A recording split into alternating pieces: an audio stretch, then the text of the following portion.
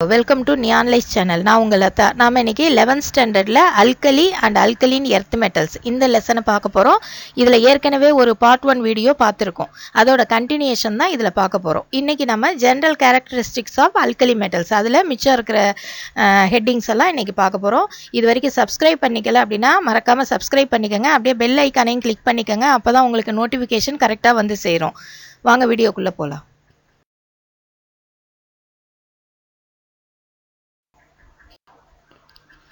இப்போ நம்ம இன்னைக்கு பார்க்க போற ஹெட்டிங் வந்து பாத்தீங்கன்னா காமன் ஆக்சிடேஷன் ஸ்டேட். நம்ம போன வீடியோல என்னென்ன பார்த்திருக்கோம் அப்படின்னு பாத்தீங்கன்னா ஆல்கலி மெட்டல்ஸ்னா என்ன, அதுல எத்தனை எலிமெண்ட்ஸ் இருக்கு, அப்புறம் அதோட எலக்ட்ரானிக் கான்ஃபிகரேஷன் என்ன, இது எல்லாமே போன வீடியோல நம்ம பார்த்திருக்கோம். இன்னைக்கு நம்ம அதோட ஆக்சிடேஷன் ஸ்டேட், காமனா அதுக்கு என்ன ஆக்சிடேஷன் ஸ்டேட் இருக்கு அப்படின்னு பாத்தீங்கன்னா, சாதாரணமா இந்த ஆல்கலி மெட்டல்ஸ் அப்படிங்கிறது குரூப் 1 எலிமெண்ட்ஸ் இல்லையா. அந்த குரூப் 1 எலிமெண்ட்ஸ்ல அது வந்து என்ன நேச்சரா என்ன இதுல இருக்கும்னாக்கா எலக்ட்ரோ பாசிட்டிவ் நேச்சரோட இருக்கும். அதாவது நீங்க அயான்ஸ் எல்லாம் பார்ப்பீங்க இல்லையா, H+ Na+ அப்படின்லாம் போடுவீங்களா, அதாவது எலக்ட்ரோ பாசிட்டிவா அது இருக்கும். அதாவது அப்படின்னா என்ன அர்த்தம்னா அது எலக்ட்ரானை லூஸ் பண்றதுக்கு ரெடியா இருக்கும், எலக்ட்ரானை லூஸ் பண்றதுக்கு ரெடியா இருக்கும். அதனால இந்த எலிமெண்ட்ஸ் எல்லாமே highly electro positive in nature அப்படின்னு நம்ம சொல்லலாம். அப்போ எலக்ட்ரானை இது லூஸ் பண்ணுது அப்படிங்கும்போது, ஒரு எலக்ட்ரானை இது லூஸ் பண்ணும்போது என்ன அயான் கிடைக்கும், மோனோவேலண்ட். பிளஸ் போடுறதுனால இது என்ன அயான், கேட்டயான். ஓகேவா, மோனோவேலண்ட் கேட்டயான் நமக்கு கிடைக்கும். ஒரு எலக்ட்ரானை லூஸ் பண்ணாக்கா, இப்போ எம்ங்கிறத நம்ம மெட்டல்னு வச்சுக்கிட்டோம் அப்படின்னாக்கா நமக்கு என்ன கிடைக்கும், M+ கிடைக்கும். அதனால இது என்னன்னு சொல்றோம், மோனோவேலண்ட் கேட்டயான்ஸ் அப்படின்னு சொல்றோம். ஒரு எக்ஸாம்பிள் பாருங்க, சோடியத்தை நம்ம Na குறிப்போம் இல்லையா, அதோட அட்டாமிக் நம்பர் 11, அதோட எலக்ட்ரானிக் கான்ஃபிகரேஷன் அப்ப எப்படி எழுதுவோம், 11 வந்து நம்ம பிரிச்சு எழுத போறோம். எப்படி எழுதலாம், 1s2 2s2 2p6 3s1. ஓகேவா, அப்ப 1s2ல 2 இருக்கு, 2s2ல 2 + 6 8 இருக்கு, அப்ப 10 ஆயிடுச்சு. அப்ப லாஸ்ட் வேலன்ஸ் ஷெல்ல எவ்வளவு இருக்கும், 3s1, ஒரு எலக்ட்ரான் இருக்கும். இப்போ இதுல இருந்து அது ஒரு எலக்ட்ரானை லூஸ் பண்ணிடுச்சு, கொடுத்துருச்சு அப்படின்னாக்கா என்ன கிடைக்கும் நமக்கு, மோனோவேலண்ட் கேட்டயானான Na+, சோடியம் அயான் கிடைக்கும். இந்த சோடியம் அயான் அப்படிங்கிறதுல இதோட அப்ப ஆக்சிடேஷன் ஸ்டேட் என்ன, இதுக்கு ஆல்கலி மெட்டல்ஸ்க்கான ஆக்சிடேஷன் ஸ்டேட் +1. ஓகேவா, புரியுதுங்களா, இதுதான் வந்து ஆக்சிடேஷன் ஸ்டேட்டு. காமனா இந்த எலிமெண்ட்ஸ் எல்லாத்துக்குமே ஆக்சிடேஷன் ஸ்டேட் வந்து இப்படி தான் இருக்கும். அது ஏங்கிற ரீசனை நம்ம பின்னாடி நம்ம பார்க்க போறோம். இப்போ நம்ம அடுத்த கேரக்டர் பார்க்க போறோம். என்ன அப்படின்னு பார்த்தீங்கன்னா அட்டாமிக் அண்ட் அயானிக் ரேடி பற்றி பார்க்க போறோம். அட்டாமிக் ரேடியஸ், அயானிக் ரேடியஸ்னா உங்களுக்கு என்னன்னு தெரியும், அதாவது நியூக்ளியஸ்லேருந்து கடைசி எலக்ட்ரான் இருக்கக்கூடிய அந்த டிஸ்டன்ஸை தான் நம்ம என்னன்னு சொல்றோம், அட்டாமிக் ரேடியஸ்ன்னு சொல்றோம்.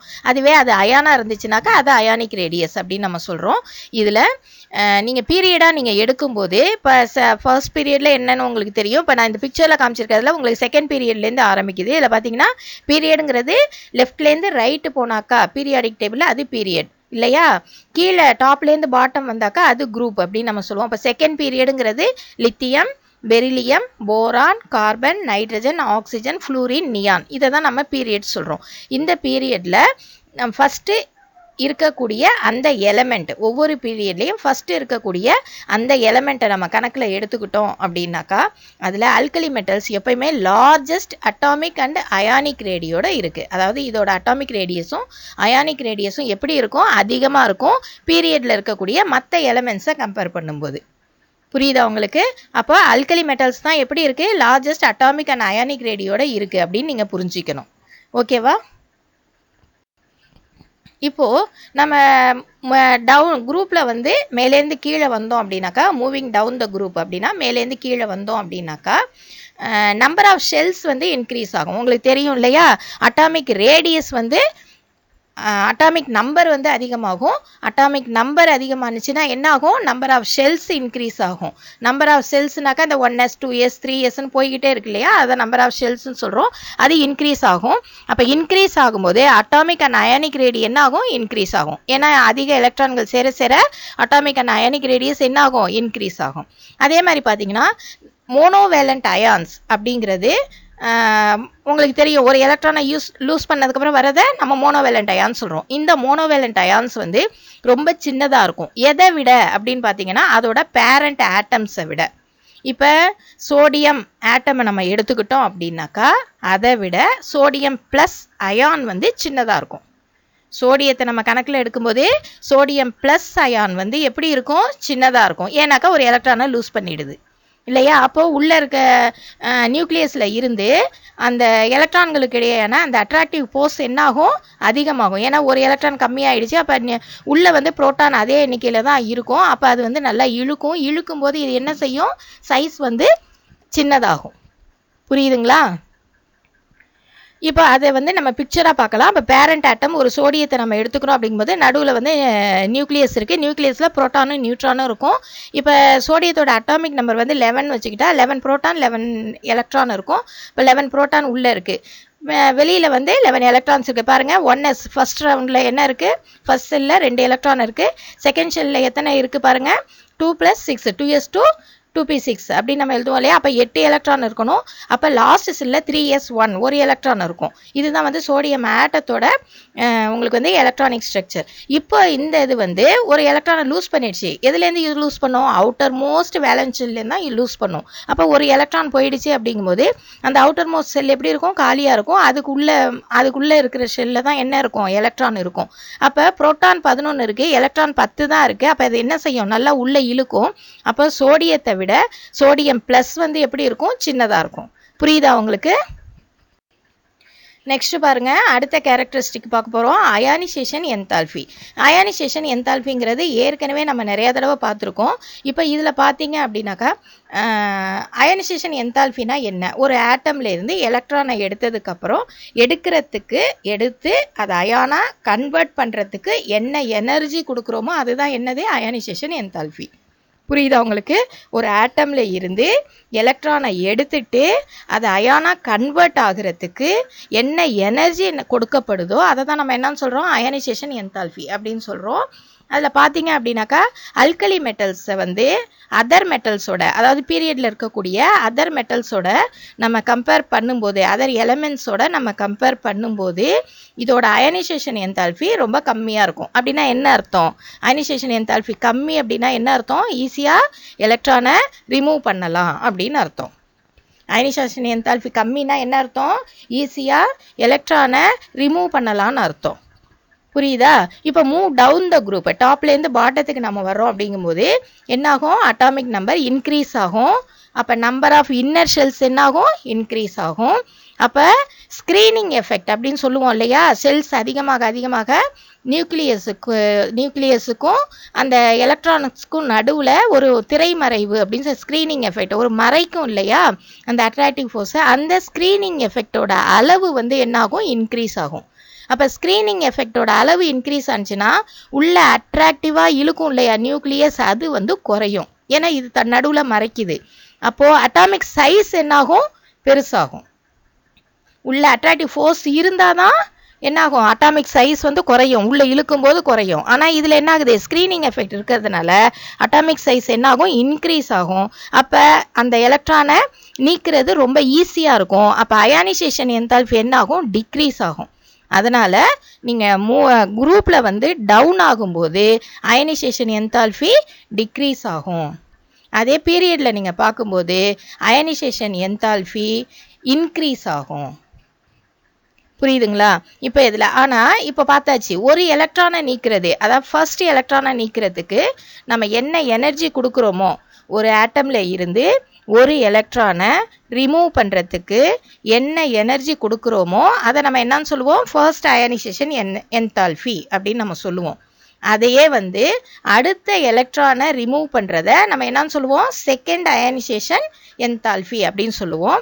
இந்த அல்கலி மெட்டல்ஸை பொறுத்த வரைக்கும் ஃபர்ஸ்ட் அயனைசேஷன் என்தால்பியை விட செகண்ட் அயனைசேஷன் என்தால்பி ரொம்ப ஜாஸ்தி, வெரி ஹை. அதோட அமௌண்ட் வந்து என்னது, வெரி ஹை அப்படிங்கிறத நீங்கள் தெரிஞ்சுக்கணும். இதை எக்ஸாம்பிள் மூலமாக நம்ம என்ன பண்ணிக்கலாம், கிளியர் பண்ணிக்கலாம். இப்போ பாருங்க, ஒரு எலக்ட்ரானை ரிமூவ் பண்ணுறோம். ரிமூவ் பண்ணோன்னே என்ன கிடைக்குது? மோனோவேலன்ட் கேட்டயான் கிடைக்குது. அந்த கேட்டயான் எப்படி இருக்கும்? Having stable electronic configuration similar to noble gas. Noble கேஸ்னால் உங்களுக்கு தெரியும், இன்னட் கேஸுங்கிறது நோபல் கேஸுங்கிறது எல்லாம் ஒன்று தான். Helium, neon, argon, krypton, radon இது எல்லாத்தையும் நம்ம என்னன்னு சொல்லுவோம்? இன்னட் கேஸஸ் ஆர் நோபல் கேஸஸ்ன்னு சொல்லுவோம். அந்த நோபல் கேஸஸோட எலக்ட்ரானிக் கான்ஃபிகரேஷன் மாதிரியே இதோட கான்ஃபிகரேஷனும் இருக்கும். அப்போ அந்த எலக்ட்ரானிக் கான்ஃபிகரேஷன் எப்படி இருக்கும்? ஸ்டேபிளாக இருக்கும், சீக்கிரமாக ரியாக்ட் ஆகாது. நோபல் கேஸஸ் இன்னட் கேஸஸ்ன்னு ஏன் சொல்கிறோம்? அது சீக்கிரமாக ரியாக்ட் ஆகாது அப்படிங்கிறதுனால தான் அதை சொல்கிறோம். அதுலேருந்து எலக்ட்ரானை ஈஸியாக என்ன செய்ய முடியாது? ரிமூவ் பண்ண முடியாது. அப்போ ஒரு எலக்ட்ரானை ரிமூவ் பண்ணதுக்கு அப்புறம் அது வந்து ஸ்டேபிள் கான்ஃபிகரேஷனுக்கு போயிடுது. அப்போ அதுலேருந்து அடுத்த எலக்ட்ரானை ரிமூவ் பண்ணுறது, செகண்ட் எலக்ட்ரானை ரிமூவ் பண்ணுறது ரொம்ப டிஃபிகல்ட்டாக இருக்கும். அப்படி இருக்கிறதுனால செகண்ட் அயானிசேஷன் என்தால்பிங்கிறது ரொம்ப ஹையாக இருக்குது. எதில்? அல்கலி மெட்டல்ஸில். இப்போ எக்ஸாம்பிள் பாருங்கள், சோடியத்துலேருந்து ஒரு எலக்ட்ரானை ரிமூவ் பண்ணால் சோடியம் ப்ளஸ் கிடைக்கிது, சோடியம் அயான் கிடைக்கிது. சோடியத்தோட electronic configuration 1s2 2s2 2p6 3s1. அதே Na ப்ளஸ் சோடியம் அயானுக்கு பார்த்தீங்கன்னா ஒரு எலக்ட்ரான் போயிடும் இல்லையா? அப்போ 1s2 2s2 2p6. அப்போது சோடியம் ப்ளஸ் எலக்ட்ரானிக் கான்ஃபிகரேஷன் எதுக்கு சிமிலராக இருக்குது? நியானோட எலக்ட்ரானிக் கான்ஃபிகரேஷனுக்கு சிமிலராக இருக்குது. ஏன்னா நியானோட அட்டாமிக் நம்பர் என்ன? 10. அப்போ 10க்கு வந்து நம்ம எலக்ட்ரானிக் கான்ஃபிகரேஷன் போட்டாக்கா என்ன ஆகும்? 1s2 2s2 2p6ன்னு தான் நம்ம என்ன செய்வோம்? எலக்ட்ரானிக் கான்ஃபிகரேஷன் போடுவோம் இல்லையா? அப்போது நியானோட எலக்ட்ரானிக் கான்ஃபிகரேஷனை இதை அட்டன் பண்ணுறதுனால இதால் என்ன இதுலேருந்து ரெண்டாவது எலக்ட்ரானை நீக்கிறது எப்படி இருக்கும்? ரொம்ப டிஃபிகல்ட்டாக இருக்கும், ரொம்ப கஷ்டமாக இருக்கும். அதனால செகண்ட் அயானிசேஷன் என்தால்பி நம்ம செஞ்சாலும் கூட அது ரொம்ப ஹையாக இருக்கும். அந்த என்தால்பியோட வேல்யூ வந்து எப்படி இருக்கும்? ரொம்ப ஹையாக இருக்கும். இதுதான் நீங்கள் அயனைசேஷன் என்தால்பியில் புரிஞ்சிக்க வேண்டிய ஒரு விஷயம். நெக்ஸ்ட் நம்ம பார்க்க போகிறது ஹைட்ரேஷன் என்தால்பி. இப்போ பார்த்தீங்க அப்படின்னாக்கா, lithium salts are more soluble than the salts of other metals of group 1.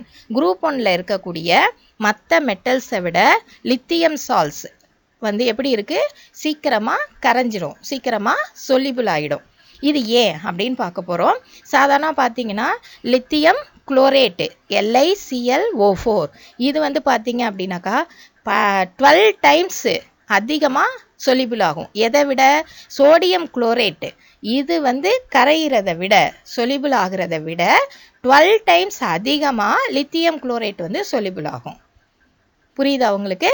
அப்போது அதே மாதிரி பார்த்தீங்க அப்படின்னாக்கா, இப்போது potassium chlorate, rubidium chlorate, caesium chlorate இதெல்லாம் சால்ட்ஸ் இல்லையா? Potassium salt, rubidium salt, caesium salt இதோட சொலிபிலிட்டிஸ் பார்த்தீங்க அப்படின்னாக்கா 10⁻³ டைம்ஸ் எதை போல்? லித்தியம் குளோரேட் போல். அந்த அளவுக்கு இருந்தால் தான் இது என்ன செய்ய முடியும்? சொலிபிள் ஆகும். அவ்வளோ கம்மியாக சொலிபிள் ஆகும்னு அர்த்தம். மைனஸில் போகுது பார்த்தீங்களா? அப்போ அந்த அளவுக்கு கம்மியாக சொலிபிள் ஆகுது. அப்போ நீங்கள் அல்கலி மெட்டல்ஸ்லேயே அதிகமாக எந்த சால்ட்டு, அந்த மெட்டல் சால்ட்டில் எது சொலிபிள் ஆகும்னு பார்த்தீங்கன்னா, எது தான் சொலிபிள் ஆகும்? லித்தியம் சால்ட்ஸ் தான் அதிகமாக சொலிபிள் ஆகும். புரியுதுங்களா? இது ஏன் அப்படின்னு சொல்லி பார்த்தாக்கா, லித்தியம் அயானோட ஸ்மாலர் சைஸ், அதோட சைஸ் வந்து எல்லா மெட்டல்ஸையும் கம்பேர் பண்ணும்போது அதுக்கு அட்டாமிக் நம்பர் 3 தான். அதுலேருந்து ஒரு எலக்ட்ரான் போயிடுச்சு அப்படின்னாக்கா 2 ஆகிடும். அப்போ 2 ஆகுதுனாக்கா அது ஹீலியத்தோட எலக்ட்ரானிக் கான்ஃபிகரேஷனுக்கு வந்துடும் இல்லையா? அப்போது இது வந்து என்ன ஆகுது? ஈஸியாக கரையக்கூடிய ஒரு எலக்ட்ரானை ஈஸியாக ரிமூவ் பண்ணிடலாம் ஸ்மால் சைஸுங்கிறதுனால. அதனால் இதில் பார்த்தீங்க அப்படின்னாக்கா ஸ்ட்ராங் சால்வேஷன் இருக்குது அப்படின்னு நம்ம என்ன செய்யலாம்? சொல்லலாம். இப்போ இது பிக்சராக பாருங்கள் நீங்கள். இது எல்லா அயான்ஸோட ஹைட்ரேஷன் என்தால்பி கொடுத்துருக்காங்க. ஹைட்ரேஷன் என்தால்பிக்காக யூனிட் பார்த்தீங்கன்னா kJ/mol அப்படின்னு நம்ம எடுத்துக்கலாம். இதில் பார்த்தீங்கன்னா லித்தியம் ப்ளஸ்க்கு எவ்வளோ இருக்குது பாருங்கள் ஹைட்ரேஷன் என்தால்பி. அதுவே சீசியத்துக்கு எவ்வளோ இருக்குது பாருங்கள். இதை வச்சு நம்ம தெரிஞ்சுக்கலாம். அப்போ சொலிபிலிட்டி எதுக்கு அதிகம்? லித்தியத்துக்கு தான் அதிகம் அப்படிங்கிறது நமக்கு தெரியும். இப்போ இது வந்து physical properties of alkali metals. உங்களுக்கு புக்கில் வந்து ஒரு டேப்லெட் காலம் கொடுத்துருக்காங்க. அது ஒரு கம்பேரிசனாக நீங்கள் பார்த்துக்கோங்க. இந்த வேல்யூஸ்லாம் அந்தளவுக்கு மெமரி பண்ணணும்னு அவசியம் கிடையாது. ஒரு கம்பேரிசன் மட்டும் பார்த்துக்கலாம். இப்போ ஃபிசிக்கல் ப்ராப்பர்ட்டி தான் என்னென்னாக்கா atomic radius, ionic radius, melting point, boiling point, first ionisation enthalpy இதை மட்டும் பாருங்கள். ஃபர்ஸ்ட் அயனைசேஷன் என்தால்பி பாருங்கள் எவ்வளோ இருக்குன்னு. லித்தியத்துக்கு 520, சோடியத்துக்கு 495. அயனைசேஷன் என்தால்பி பாருங்கள் டிக்ரீஸ் ஆகிட்டே வருது. குரூப்பில் டவுன் ஆகும்போது என்ன ஆகிட்டே வருது? டிக்ரீஸ் ஆகிட்டே வருது. புரியுதுங்களா உங்களுக்கு? அப்படின்னா என்ன அர்த்தம்? எலக்ட்ரானை ரிமூவ் பண்ணுறது ஈஸியாக இருக்குன்னு அர்த்தம். ஏன்னா அட்டாமிக் சைஸ் வந்து பெருசாக இருக்குன்னு அர்த்தம். 520லேருந்து 495 ஆகி 418 ஆகி 403 ஆகி 375 ஆகுது. ஓகேங்களா? புரியுதா உங்களுக்கு? அதே மாதிரி ஹைட்ரேஷன் என்தால்பியும் பாருங்கள் லெஸ் ஆகிட்டே வருது. இதுதான் இதோட இது. இந்த டேப்லெட் காலத்தை சும்மா ஒரு கிளாஸ் கம்பேரிசனாக நீங்கள் இதை பார்த்துக்கணும். மெமரி பண்ணணும்னு அவசியம் இல்லை, கம்பேரிசனாக பார்த்துக்கணும். ஓகே ஃப்ரெண்ட்ஸ், இது வரைக்கும் சொன்னது எல்லாமே உங்களுக்கு புரிஞ்சிருக்கும், பிடிச்சிருக்கும்னு நினைக்கிறேன். லைக் பண்ணுங்கள், ஷேர் பண்ணுங்கள், மறக்காமல் சப்ஸ்கிரைப் பண்ணுங்கள். நெக்ஸ்ட் வீடியோவில் உங்களை சந்திக்கிறேன். தேங்க்ஸ் ஃபார் வாட்சிங்.